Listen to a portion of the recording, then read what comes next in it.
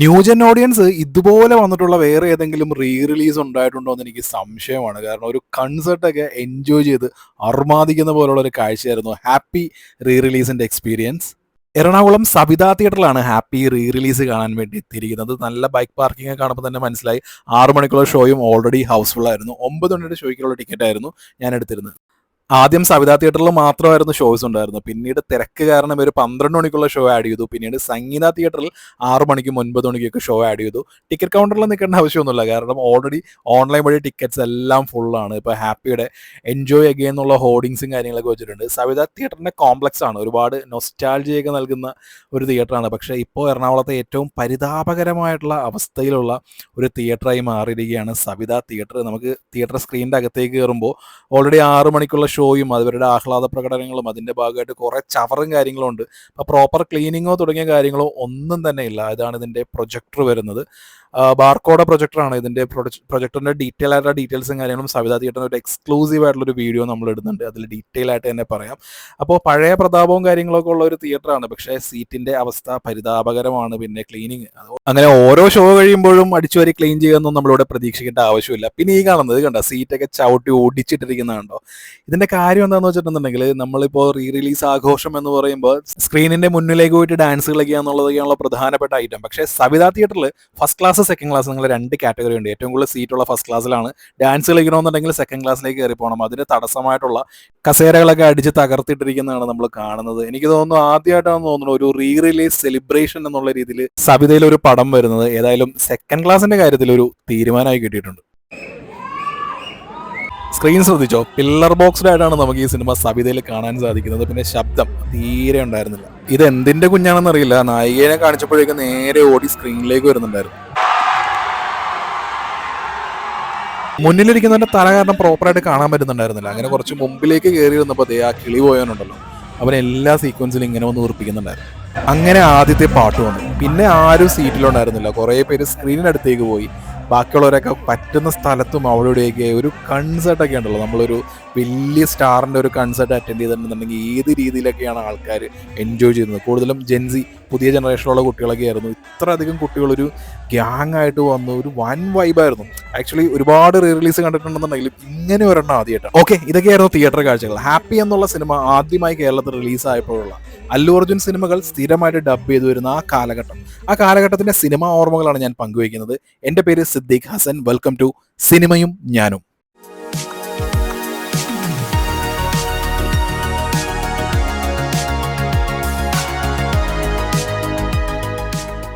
Happy എന്നുള്ള cinema Ernakulam Padma തിയേറ്ററിലാണ് release ആയത്. ഇപ്പോൾ റിലീസ് ടൈമിൽ ഞാൻ കണ്ടതായിരുന്നു. അത്യാവശ്യം നല്ല ക്രൗഡും കാര്യങ്ങളും ഉണ്ട്. ഹൗസ്ഫുൾ അല്ലെങ്കിൽ പോലും നല്ല ക്രൗഡും കാര്യങ്ങളൊക്കെ ആ സമയം തന്നെ ഉണ്ടായിരുന്നു. അതിന് കാരണം ആര്യ എന്ന് പറയുന്ന സിനിമയാണ്. ആര്യ ഇവിടെ ഡബ് ചെയ്ത് വന്നപ്പോൾ ഈ ഫീൽ മൈ ലവ് എന്ന് പറയുന്ന ഒരു പാട്ടും കാര്യങ്ങളൊക്കെ ഭയങ്കര ഹിറ്റായിരുന്നു. അന്ന് ജൂക്ക് ബോക്സ് ചാനലൊക്കെ ഉള്ള സമയം നമുക്ക് ഫോൺ ചെയ്തിട്ട് ജൂക്ക് ബോക്സിലേക്ക് വിളിച്ച് കഴിഞ്ഞിട്ടുണ്ടെന്നുണ്ടെങ്കിൽ ആ പാട്ട് കേൾക്കാം. അന്ന് അതൊക്കെയാണ് ആ ഒരു കാലഘട്ടത്തിൽ പാട്ട് കേൾക്കണമെന്നുണ്ടെങ്കിൽ ഇപ്പം ഇന്നതുപോലെ സ്പോട്ടിഫൈയോ അല്ലെങ്കിൽ ആപ്പിൾ മ്യൂസിക്കോ തുടങ്ങിയ കാര്യങ്ങളൊന്നും ഇല്ലല്ലോ. അപ്പോൾ ഓരോ കാലഘട്ടത്തിൻ്റെതായിട്ടുള്ള ഒരു ഓർമ്മകളൊക്കെ നൽകുന്ന ഒരു അങ്ങനെയൊക്കെയുള്ള ഒരു ഫീലിംഗ് കൂടിയാണ് ഈ ഹാപ്പി കണ്ടപ്പോൾ എനിക്ക് കിട്ടിയത്. അപ്പോൾ ആ സമയത്ത് അല്ലു അർജുൻ്റെ ആദ്യത്തെ dub version cinema, actually Allu അർജുൻ്റെ ശരിക്കുള്ള ഫിലിമോഗ്രാഫി, തെലുഗു ഫിലിമോഗ്രാഫി നോക്കുകയാണെന്നുണ്ടെങ്കിൽ എനിക്ക് തോന്നുന്നു ഗംഗോത്രിയാന്ന് തോന്നുന്നു ആദ്യത്തെ cinema.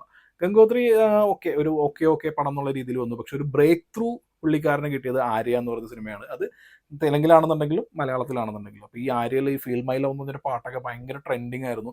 Even കാക്കനാടുള്ള വാഴക്കാലയിൽ Palamuttam Sini house എന്നായിരുന്നു ആദ്യത്തെ പേര്. പിന്നീട് എന്നെ സിനി ഹൗസ് എന്നൊക്കെ മാറ്റിയവർ ഒരു സി ക്ലാസ് തിയേറ്ററാണ്. ഈ സി ക്ലാസ് തിയേറ്ററിൽ വരെ ആര്യ എന്ന് പറയുന്ന സിനിമ, അതായത് ഡബ് വേർഷനൊക്കെ നല്ല രീതിയിൽ നല്ല പാക്ഡ് ഹൗസിലൊക്കെ കളിച്ചായിരുന്നു. അപ്പോൾ അതായത് അല്ലു അർജുൻ്റെ ആ ഒരു പോപ്പുലാരിറ്റി എന്ന് പറയുന്നത് ആര്യയിലൂടെയാണ് വന്നത്. പിന്നീട് മലയാളത്തിൽ ഡബ് ചെയ്ത് വന്നിരുന്ന സിനിമയാണ് ഹാപ്പി എന്ന് പറയുന്ന സിനിമ. ആക്ച്വലി അല്ലു അർജുൻ്റെ ആ ഒരു ഗംഗോത്രിക്ക് ശേഷം ആര്യ വന്നു. ആര്യയ്ക്ക് ശേഷം ബണ്ണി എന്ന് പറഞ്ഞൊരു പടം റിലീസായിട്ടുണ്ടായിരുന്നു തെലുങ്കിൽ. അത് ഇവിടെ മലയാളത്തിൽ ആ സമയം ഡബ് ചെയ്തെത്തിയില്ല. ബണ്ണിയും ഒരു തരക്കേടില്ലാത്ത വിജയം തന്നെയായിരുന്നു. പക്ഷേ ഹാപ്പി എന്ന് പറയുന്നത് തെലുങ്ക് നാട്ടിൽ വലിയ ഹിറ്റൊന്നുമല്ല. കാരണം ബാക്കിയുള്ള 2 പടങ്ങളായിട്ട് കമ്പയർ ചെയ്ത് നോക്കുമ്പോൾ, അതായത് ആര്യയും ബണ്ണിയായിട്ട് കമ്പയർ ചെയ്ത് നോക്കുമ്പോൾ അത്ര ഒരു ഹിറ്റും കാര്യങ്ങളൊന്നും ആയിരുന്നില്ല ഹാപ്പി. പക്ഷേ ഹാപ്പി രണ്ടാമത്തെ അല്ലു അർജുൻ്റെ രണ്ടാമത്തെ ഡബ് വേർഷൻ സിനിമയായിട്ടാണ് ഇവിടെ എത്തുന്നത്. അപ്പോൾ ഞാൻ പറഞ്ഞില്ലേ, ഈ ജോക്ക് ബോക്സും കാര്യങ്ങളൊക്കെ ഉള്ളൊരു കാലഘട്ടമാണ്. അപ്പോൾ മറ്റേ പീക്കിരിയ ഹെയ്റ്റ് യു എന്നൊക്കെ പറഞ്ഞിട്ടുള്ളൊരു പാട്ടില്ലേ, ഇവർ തമ്മിൽ ആ റൂമിൽ വെച്ചിട്ടുള്ള കുറച്ച് ആ ഒരു റൊമാൻറ്റിക് റൊമാൻറ്റിക് കോമഡി സെറ്റപ്പ് ഉണ്ടല്ലോ. ഇതൊക്കെ നല്ല രീതിയിൽ നല്ല ആളുകളിലേക്ക് എത്തിയിട്ടുണ്ട്. ഇപ്പോൾ ഈ പാട്ട് റിലീസിന് മുമ്പ് തന്നെ വന്നതുകൊണ്ട് തന്നെ ഈ ഹാപ്പി എന്ന് പറയുന്ന സിനിമ കാണാൻ പേഴ്സണലി എനിക്ക് താല്പര്യം ഉണ്ടായിരുന്നു. അങ്ങനെയാണ് ഞാൻ പത്മയിൽ പോയി കണ്ടത്. അപ്പോഴേക്കും ഈ ഹാപ്പി എന്ന് പറയുന്നത് അവിടെ ഒരു ആവറേജ്, എനിക്ക് തോന്നുന്നു ബാക്കിയുള്ള സിനിമകളെ അപേക്ഷിച്ച് നോക്കുമ്പോൾ വലിയ ഹിറ്റൊന്നും അല്ല. വേണമെന്നുണ്ടെങ്കിൽ ഫ്ലോപ്പ് ഒന്നും പറയാമെന്ന് തോന്നുന്നു ഈ ഹാപ്പി എന്ന് പറഞ്ഞ സിനിമ. കാരണം ഇത് തമിഴ്നാട്ടിൽ, ആന്ധ്രാപ്രദേശിൽ കാര്യമായിട്ടൊന്നും ഓടിയിട്ടില്ല. പക്ഷേ ഓവർസീസിലേക്ക് അത്യാവശ്യം നല്ല കളക്ഷൻ ഉണ്ടായിരുന്നൊക്കെയാണ് പറയുന്നത്. പക്ഷേ മലയാളത്തിൽ ഒരു ബ്ലോക്ക് ബസ്റ്റർ ആയിരുന്നു. അല്ലു അർജുൻ എന്ന് പറയുന്ന ആ ഒരു ഹീറോ, ആ ഹീറോ ഒരു ഒരു കിഡിലൻ സക്സസ് ആയി മാറിയത് ഈ ഹാപ്പി എന്ന് പറയുന്ന ഒരു സിനിമയാണ്. ആര്യ ഹിറ്റാവുന്നു, അത് കഴിഞ്ഞ് ഹാപ്പി ഹിറ്റാവുന്നു. എനിക്ക് തോന്നുന്നു അതിനിടയിൽ ബണ്ണി വേറെ ഏതോ പേരിലോ സിംഹക്കുട്ടിയോ അങ്ങനെ ഏതോ ഒരു പേരിലൊക്കെ ബണ്ണി റിലീസായിട്ടെന്ന് തോന്നുന്നു. ബണ്ണി ഒരു കച്ചറ പടമാണ്, അത്ര വലിയ സുഖമുള്ള പടമൊന്നുമല്ല. പക്ഷേ ദേശമുദ്രു എന്ന് പറയുന്ന പടത്തിൽ അല്ലു അർജുൻ്റെ ആ ഗെറ്റപ്പും കാര്യങ്ങളൊക്കെ അങ്ങ് മാറി. അതാണ് ഹീറോ എന്നുള്ളൊരു പേരിൽ റിലീസായിരിക്കുന്നത്. അപ്പോൾ ഈ ദേശമുദ്രു എന്ന് പറഞ്ഞ സിനിമ, ഈ സിനിമയിൽ ഷിംല, മണാലി ആ ഒരു കുറച്ച് പോർഷൻസും കാര്യങ്ങളൊക്കെ ഉണ്ട്. അപ്പോൾ ഇതൊക്കെ കാണിച്ചിട്ടാണ് ഞങ്ങൾ കോളേജിൽ ഞങ്ങളുടെ ടീച്ചറെ കൺവിൻസ് ചെയ്തിട്ട്, ഞാൻ ടൂറിസമാണ് പഠിച്ചത്, നമുക്ക് ഇവിടെ ഷിംല, കുളു, മണാലി ആ ഭാഗത്തോട്ടൊക്കെ ട്രിപ്പ് പോകണമെന്ന് പറഞ്ഞിട്ട് ഞങ്ങളുടെ കോളേജ് ട്രിപ്പിന് ഈ ഷിംല, കുളു, മണാലിയൊക്കെ ആക്കി മാറ്റാൻ വേണ്ടി ഞങ്ങൾ കൂട്ടുകാരെ കൂടി ശ്രമിച്ചത് ഈ പറയുന്ന ദേശമുദ്രു, അതായത് ഹീറോ സിനിമ, അത് സരിതയിലായിരുന്നു റിലീസായത്. അപ്പോൾ ഹീറോ അല്ലു അർജുൻ എന്ന് പറയുമ്പോൾ ആ കോളേജ് ലൈഫിൽ അല്ലെങ്കിൽ +2 കോളേജ് ആ ലൈഫിലൊക്കെ ഇൻഫ്ലുവൻസ് ചെയ്തിട്ടുള്ള ഒരു അഭിനേതാവും കൂടിയാണ്. അപ്പോൾ ഈ ഹാപ്പി ഇത് ഞാൻ തിയേറ്ററിൽ കാണാൻ വേണ്ടി ചെന്നപ്പോൾ ഇപ്പോഴത്തെ ജെൻസി, എനിക്ക് തോന്നുന്നു ഇവരൊക്കെ ഇത് ടി വിയിലായിരിക്കാം ചിലപ്പോൾ ഈ ഹാപ്പി, അല്ലെങ്കിൽ പറുഗു കൃഷ്ണയാണ് പറുഗു എന്ന് പറഞ്ഞ സിനിമ. ഇതിൻ്റെയൊക്കെ ഈ സിജു തുറവൂറാണ് ഇതിൻ്റെയൊക്കെ മലയാളം വേർഷനിൽ പാട്ട് എഴുതുന്നത്. പുള്ളിക്കാരൻ അടിപൊളിയായിട്ട് എഴുതും. ഇപ്പോൾ ഈ ആര്യയിലെ പാട്ടാണെന്നുണ്ടെങ്കിലും, ഇപ്പോൾ ഈ കൃഷ്ണയുടെ പാട്ടാണെന്നുണ്ടെങ്കിലും, അല്ലെങ്കിൽ ഈ ഹാപ്പിയിലെ തന്നെ പാട്ടുകളൊക്കെ ആണെന്നുണ്ടെങ്കിലും, ഇപ്പോൾ ഈ പാട്ടുകൾ എവർഗ്രീൻ ആവുന്നതിൽ സിജു തുറവൂറിന് നല്ല പങ്കുണ്ട്. എനിക്ക് ഇന്നലെ ജെൻസി ഏറ്റവും കൂടുതൽ പെൺകുട്ടികൾ വന്നിരിക്കുന്ന ഒരു റീ റിലീസായിട്ടാണ് എനിക്ക് തോന്നിയിരിക്കുന്നത്. കാരണം ഇതിനു മുമ്പ് ഷോട്ടാ മുംബൈ, രാവണപ്രഭു, സ്ഫടികം, അങ്ങനെ ഒരുപാട് സക്സസ്ഫുൾ ആയിട്ടുള്ള റീ റിലീസ് സംഭവങ്ങളൊക്കെ ഒരു കോൺസെപ്റ്റ് പോലെ എല്ലാവരും ആഘോഷിക്കുന്നതൊക്കെ ഞാൻ കണ്ടിട്ടുണ്ടെന്നുണ്ടെങ്കിലും, ഇത്ര അധികം പെൺകുട്ടികൾ, പുതിയ ജനറേഷനിലെ പെൺകുട്ടികൾ തിയേറ്ററിൽ വരുന്നു, ഡാൻസ് ചെയ്യുന്നു, ഭയങ്കരമായിട്ട് ആഘോഷിക്കുന്നു. അപ്പോൾ ഞാൻ മനസ്സിലാക്കിയൊരു കാര്യം എന്താണെന്ന് വെച്ചിട്ടുണ്ടെങ്കിൽ, നമുക്കും ഒരുപാട് യുവതാരങ്ങളുണ്ട്. ഇപ്പോൾ പൃഥ്വിരാജ്, ഇവരൊക്കെ യുവതാരങ്ങളെന്ന് ഇപ്പോൾ പറയാൻ പറ്റുമെന്ന് അറിയില്ല. പൃഥ്വിരാജ് ആണെന്നുണ്ടെങ്കിലും നിവിൻ പോളി, ദുൽഖർ സൽമാൻ, എക്സെട്ര കുറേ പേരുണ്ടെങ്കിൽ, പക്ഷേ അവരുടെയൊക്കെ ഒരു സിനിമ റീ റിലീസ് ആയി കഴിഞ്ഞാൽ പോലും ഈ ഒരു രീതിയിലുള്ള ഒരു ആഘോഷം തുടങ്ങിയ കാര്യങ്ങളൊന്നും ഉണ്ടാവുമെന്ന് എനിക്ക് തോന്നുന്നില്ല. കാരണം അല്ലു അർജുൻ എന്ന് പറയുന്നത് ഒരു കംപ്ലീറ്റ് പാക്കേജ് ആണ്. ഇപ്പോൾ ഇതിനകത്താണെന്നുണ്ടെങ്കിൽ ആക്ഷൻ, പാട്ട്, ഡാൻസ്, റൊമാൻസ്, കോമഡി തുടങ്ങിയ എല്ലാ കാര്യങ്ങളൊക്കെ ചെയ്യാൻ പറ്റുന്ന അങ്ങനെയുള്ളൊരു യൂത്തൻ എന്ന് പറയുന്ന രീതിയിലേക്കാണ് അല്ലു അർജുൻ ആ സമയത്ത് വന്നത്. ഇപ്പോൾ എല്ലാവരുടെയും ഹൃദയം കീഴടക്കി. ഇപ്പം അല്ലു അർജുൻ ഇവിടെയുള്ള ആ ഒരു നമുക്ക് പ്രത്യേകം പറയേണ്ട ആവശ്യമില്ല പുള്ളിയുടെ സ്റ്റാർഡത്തിൻ്റെ കാര്യം. വേറൊരു തെലുങ്ക് നടനും ഇന്നേ വരെ അല്ലു അർജുൻ്റെ ഒരു പൊസിഷനിലേക്ക് എത്താൻ പറ്റിയിട്ടില്ല. ഇനി എത്താൻ പറ്റുമെന്നും എനിക്ക് തോന്നുന്നില്ല.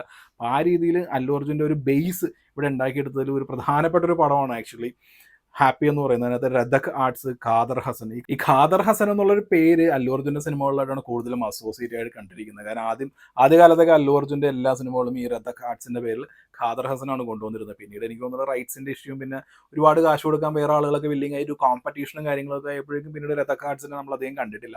പക്ഷേ ആ സമയത്ത് ഹാപ്പി ഡേയ്സ് അടക്കമുള്ള ഒരുപാട് സിനിമകളൊക്കെ തെലുങ്കിൽ നിന്ന് പുള്ളിക്കാരൻ ഇവിടെ എത്തിച്ചിട്ടുണ്ട്.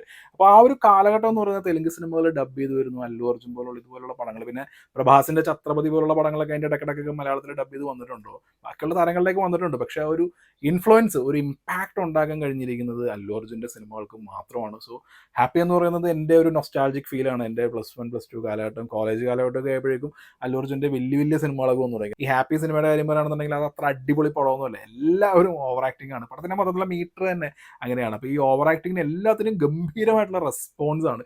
ഈവൻ വിരഹഗാനത്തിന് വരെ ഡാൻസ് ചെയ്യുന്നുണ്ടായിരുന്നു. പിന്നെ രാവണപ്രഭുവിലൊക്കെ നമ്മൾ കണ്ടതാണ്. സങ്കടപ്പാട്ടുണ്ടെന്നുണ്ടെങ്കിൽ അതിന് വരെ ഡാൻസ് കളിക്കുന്ന കുറേ ആൾക്കാരൊക്കെ ഉണ്ട്. അപ്പോൾ ഈ തിയേറ്റർ പൂരപ്പറമ്പാക്കുക എന്നൊക്കെ പറയുന്നത്, നമ്മൾ ആ ഒരു വാക്ക് അക്ഷരാർത്ഥത്തിൽ നടക്കുന്ന ഒരു റിലീസായിട്ടാണ് എനിക്ക് ഹാപ്പി എന്നുള്ളൊരു സിനിമ ഫീൽ ചെയ്തത്. അല്ലു അർജുൻ്റെ ഒരുപാട് സിനിമകൾ വേറെ ഉണ്ട്. ഇപ്പോൾ ആര്യ 2 ഒക്കെ റിലീസ് ആവുകയാണെന്നുണ്ടെങ്കിൽ മൈ ലവ് ഈസ് ഗോണിൻ്റെയൊക്കെ ഇതൊക്കെ തിയേറ്ററൊക്കെ വേറെ ലെവലായിരിക്കും അതിൻ്റെ ആഘോഷം കാര്യങ്ങളൊക്കെ വരുന്നത്. അപ്പോൾ രഥക് ആർട്സിൻ്റെ ആദ്യത്തെ റീ റിലീസാണ് ഹാപ്പി. ഈ വർഷത്തെ ഏറ്റവും കൂടുതൽ കളക്ട് ചെയ്തിരിക്കുന്ന തെലുങ്ക് പടം എന്ന് പറയുന്നത് ഹാപ്പി റീ റിലീസാണ്. അതായത് ഇതിനു മുമ്പ് പ്രഭാസിൻ്റെ ഒരു പടം വന്നു, പെദ്ദി വന്നു, എന്നിട്ടൊക്കെ ഹാപ്പിയാണ് ഏറ്റവും കൂടുതൽ കളക്ട് ചെയ്തിരിക്കുന്നത്. അപ്പോൾ എനിക്ക് തോന്നുന്നു ഖാദർ ഹസൻ പുള്ളിക്കാരൻ ഈ രഥക് ആർട്സിൻ്റെ ബാക്കിയുള്ള റൈറ്റ്സ് എടുത്തതിന് വേറെയും പടങ്ങളൊക്കെ ഉണ്ടല്ലോ. അല്ലു അർജുൻ്റെ ആദ്യകാല പടങ്ങളൊക്കെ പുള്ളിയുടെ അടുത്താണല്ലോ എപ്പോഴും ഇരിക്കുന്നത്. അതിൻ്റെയൊക്കെ ഒന്നിന് പുറകെ ഒന്നായിട്ട് റീ റിലീസ് വരും. ശരിക്കും പറഞ്ഞാൽ നമ്മളുടെ യുവതാരങ്ങളുണ്ടല്ലോ, ഇവരുടെയൊക്കെ ഏതെങ്കിലുമൊക്കെ ഒരു പടം അത് റീ റിലീസ് ചെയ്തിട്ടുണ്ടെങ്കിൽ ഈ ഒരു റെസ്പോൺസ് ഒരിക്കലും കിട്ടില്ല. That's Allu Arjun for you.